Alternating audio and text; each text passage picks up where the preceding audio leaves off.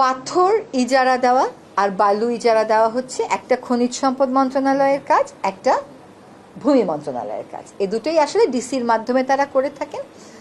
যখন আমরা পরিবেশ আন্দোলন করছিলাম তখন 2011 সালে আমরা একটা রায় পাই যে পিয়াইন এবং ডাউকি, যেটাকে আমরা জাফলং হিসাবে চিনি, ওইখানে ইকোলজিক্যালি ক্রিটিক্যাল এরিয়া ঘোষণা করা হোক। ইকোলজিক্যালি ক্রিটিক্যাল এরিয়া ঘোষণা করলে সেখানে আর অর্থনৈতিক কর্মকাণ্ড করা যায় না। সেই 2011 সালের আদেশ যখন আমি টেবিলের ওই পারে ছিলাম, ওইটা ক্রমাগত চেষ্টা করে 2016 সালে আমরা সরকারের মন্ত্রণালয়ে আনতে পেরেছিলাম। তখনও লড়াইটা সহজ ছিল না। তারপরে 2019 সালে এটাকে ইকোলজিক্যালি ক্রিটিক্যাল এরিয়া ঘোষণা করা হলো। তারপরে ওইখানে একজন ডিসি মহোদয় ছিলেন, তার সাথে আমরা কাজ করেছি, নিবিড়ভাবে কাজ করেছি, এবং আমরা দেখিয়েছি যে ওখানে পরিবেশ বান্ধব পর্যটন করলে যত শ্রমিক আছে সব ওখানে অ্যাবজর্বড হয়ে যাবে এবং আমাদের ওই পুরো পাথর কোয়ারিটাও রক্ষা পাবে। এইটার প্রেক্ষিতে 2020 থেকে 2024 অবধি কিন্তু পাথর তোলাটা বন্ধ ছিল শুধুমাত্র পিয়াইন এবং ডাউকিতে। এখন এটার মামলাটার বাদীকে যদি জিজ্ঞেস করেন, মামলাটার বাদী এককভাবে আমিই ছিলাম।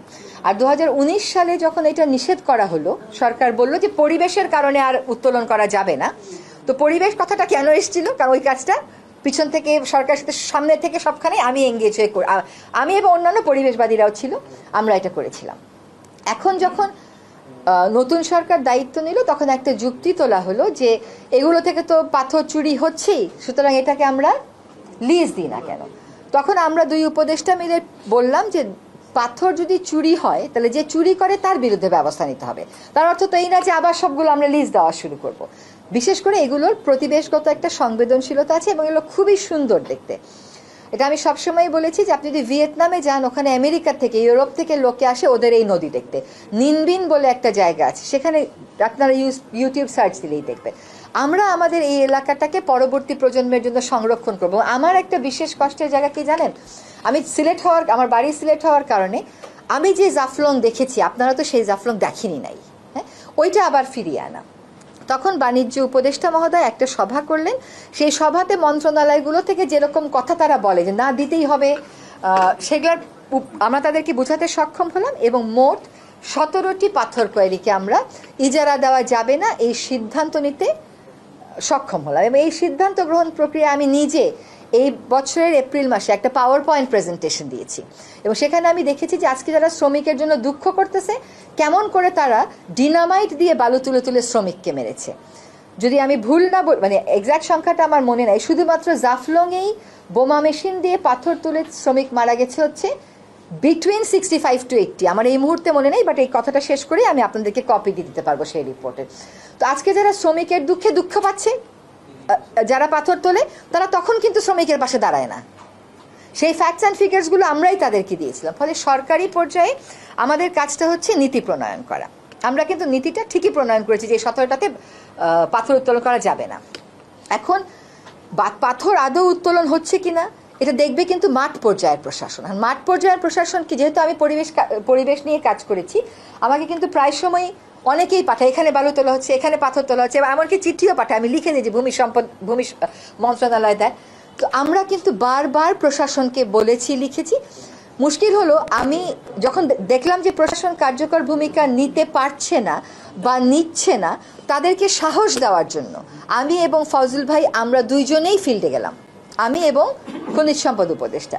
যখন আমরা ফেরত আসলাম তখন আমাদের গাড়ি ধরে যে অশ্লীল বিক্ষোভ প্রদর্শন করলো এবং পরবর্তীতে সেই বিক্ষোভের জের ধরে একটা রাজনৈতিক দল তার নেতাদেরকে বহিষ্কার এবং সাসপেন্ডও করলো, সেই সময় যদি প্রতিবাদটা খুব জোরালো হতো না, তাইলে কিন্তু আজকে পরিস্থিতি ভিন্ন হতো।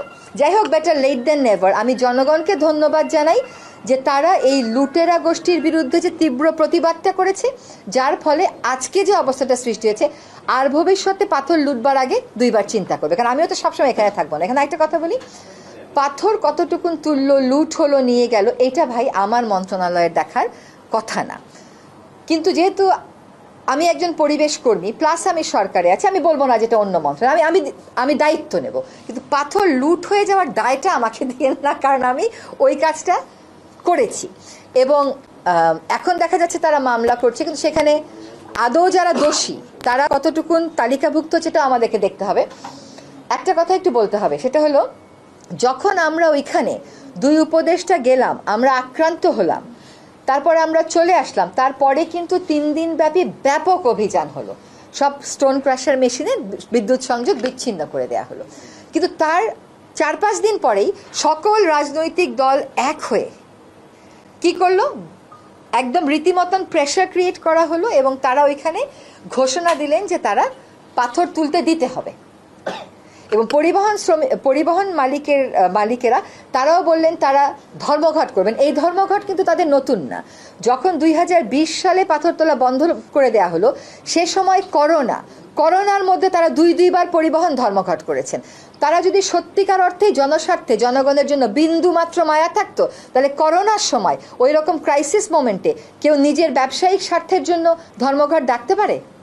কিন্তু সেই সময় আমরাও সোচ্চার ছিলাম, প্রশাসনও আমাদের সাথে, প্রশাসনকে আনতে পেরেছিলাম। এইবার হলো কি, সর্বদলীয় যে ঐক্যের কথাটা আমি বলেছিলাম, সেই সর্বদলীয় ঐক্যের কারণে প্রশাসন নিশ্চয়ই যোগসাজস্য ছিল, কিন্তু এখন তারা বের করতে পারে কেমন করে যে পাথরগুলো কোথায়।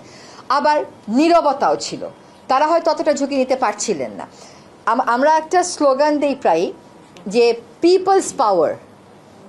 তো আজকে পিপলস পাওয়ার হ্যাজ শোন যে লুটেরা চক্রের বিরুদ্ধে যখন মানুষ দাঁড়িয়ে যায়, তখন যতই রাজনৈতিক শক্তি ওটাকে সাপোর্ট করুক না কেন, মানুষের শক্তিটাই আসলে জয়ী হয়ে আসবে।